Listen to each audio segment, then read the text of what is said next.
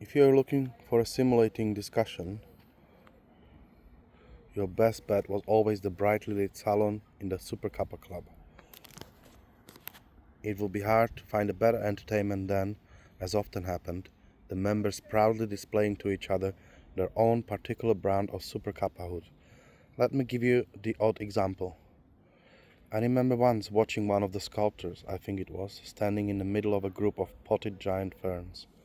He had his arms round a young Kappa and was engaged intently in the finest public act of consenting homosexual adults you could ever hope to see.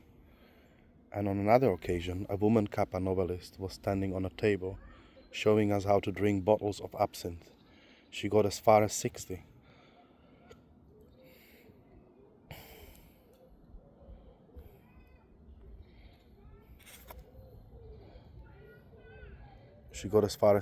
But I don't need to tell you that after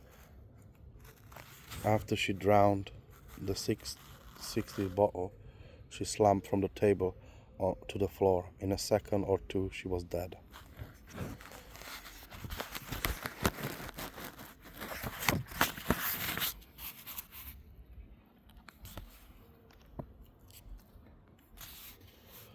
Walking arm in arm, Tok and I were making our way home from the Super Kappa Club one night.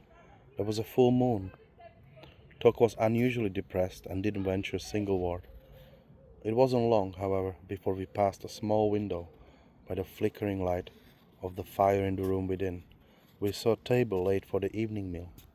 Sitting at it were two older Kappas, evidently husband and wife, and their 3 children. Suddenly, Tok heaved a deep sigh and said to me, "Just look at me. Here I am, thinking of myself as the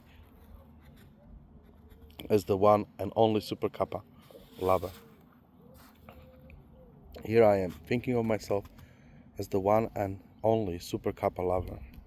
But I take one look at a scene of family life like this, and I end up as jealous as sin. Ah well, yes. However you look at it, I don't see how you can possibly wriggle out of admitting there's a contradiction here." Tok didn't appear to have been listening. He was standing there in the moonlight, stock still, his arms folded, his eyes fixed firmly and serenely on the dinner table of the family of 5. After some time he answered me, "Well, I suppose when you weighted up all the pros and cons, these fried eggs are far more health-giving and hygienic than any love affair."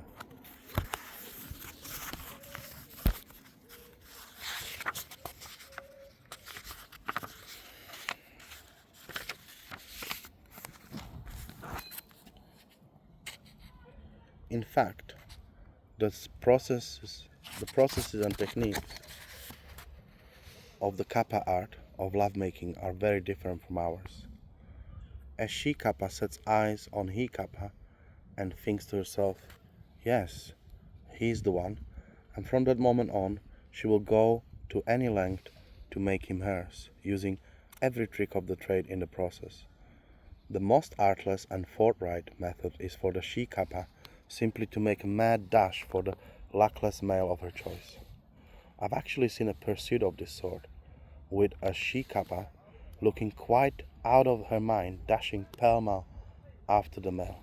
Sometimes it's not just the she Kappa alone that gives chase. She'll be joined in her hand by the parents and even by her brothers and sisters.